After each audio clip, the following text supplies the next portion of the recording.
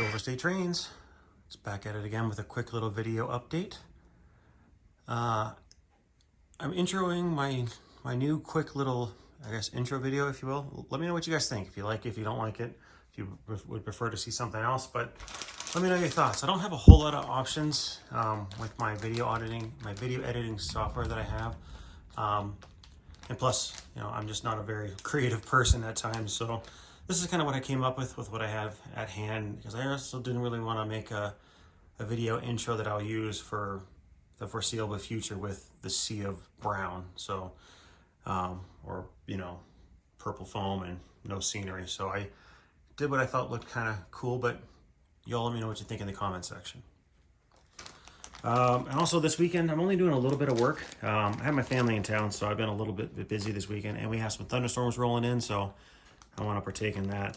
But I did pick up these 2-pin rocker switches that I'm going to try to mount to the layout. I'm going to use these switches to kill my engine storage track here and right there in front of the cement factory, that track right there.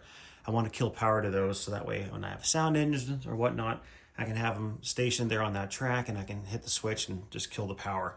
I figured that'd be kind of cool. And my plan is to mount them right here into this little fascia board. So all 3 rockers there real quick is my plan. Now these don't really come with any instructions. They do come with the wiring, which is nice, but they don't come with instructions as far as, you know, how big a hole I need to drill. So I don't know if I have the right size drill bit for these, so we shall see. But like I mentioned, I don't have a ton of time this weekend, but I want to get to powering up here. And I'm going to do my insulators on there, get the feeders installed, and these switches. So I'm going to rock and roll with that real fast. Let me clear all this crap out of the way. All right, hopefully you guys can see here. So I'm just using my new feeders that I bought. And I'm going to run these in real fast. That way, right now I don't have any power on this track at all. I'm utilizing the Kato switch itself to shuttle the power through this track.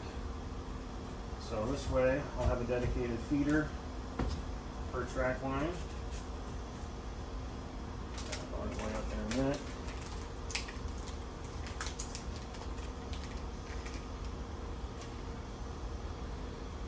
So I'm excited for this to be hooked up, and I'm really curious to see how this these buttons will work, if I can kill the power like I'm anticipating. I don't see why it wouldn't work, but knowing my luck, something will happen. Alright, cool, that one through. Alright, so then you want to use the Kato 2486s. These are the insulated unijoiners. So I know I've had some questions about insulating switches. So you want the power to flow into the switch, and then you can isolate from there. So that way you can pick up the power on the other side. It kind of helps to figure out where you have problems on the layout when you kind of have little blocks, if you will, of power. Unless you're running multiple switches, then you can let the power flow through one switch after the other. Like I have a series of, let's see, 1, 2, 3, 4. I have 5 switches powering one another. So those are all running into each other. So I don't think there's really a limit that you can do, but I'm going to pull those off. But that's how I'm doing it anyhow. I know Mike Pfeiffer has a really good video kind of explaining his logic behind it. And I figure if it's good for Mike Pfeiffer's layout, it's good for mine. Put these insulators on.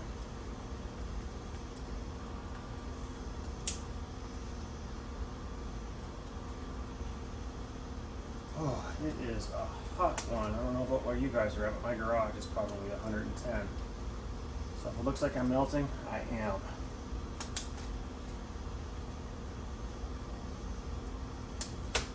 All right.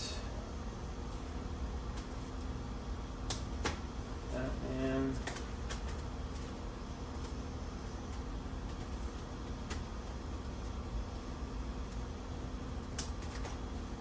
Okay, where's my power? Blue on the outside rail.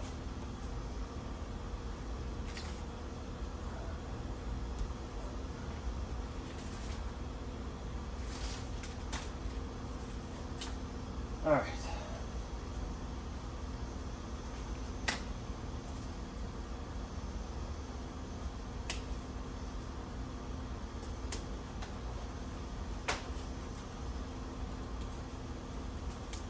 Be that good enough?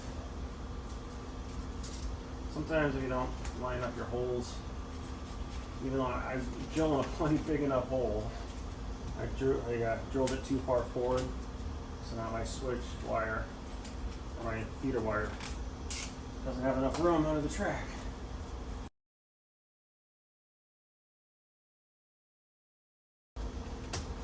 All right, got that back.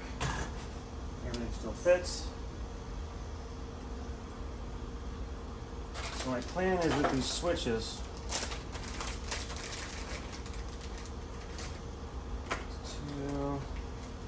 these are much thicker gauge. These are probably closer to 10 or 12 gauge as opposed to my 22 gauge for the track. So, and I got these rockers.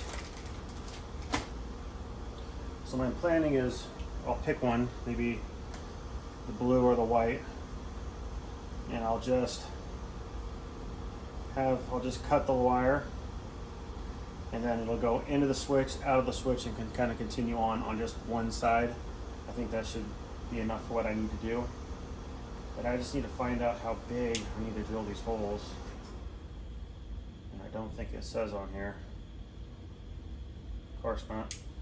That would be just convenient. Where's my drill? And I think this is, no, it's nowhere near big enough. I don't know if I have a big enough bit for this. I'll have to hunt.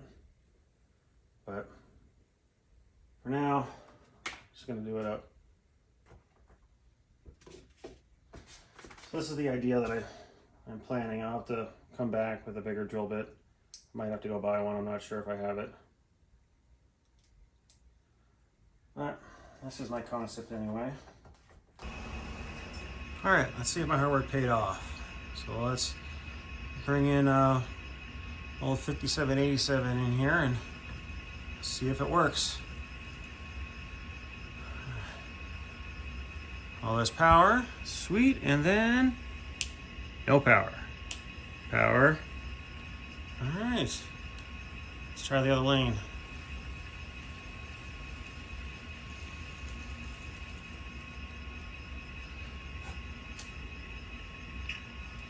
There we go. Haven't tested this lane yet, see if it works. And then no power. All right, well, it works. I'm just gonna do one more here for that lane up there, and that's done. So I've added, right now, all I've done was add in the 2 power line, or the 2 feeders for this section here, but it's hot. I'm gonna head in. So that's all for this weekend here, but yeah, until next time here, I'm gonna keep adding in the feeders. And once I get all the feeders in, I'll do a little bit of testing and tuning, make sure things work. Maybe I'll load some more freight cars onto the layout and see how things work. But anyhow, thanks for watching this quick video update. Stay tuned for more stuff. With that, you'll have a good one.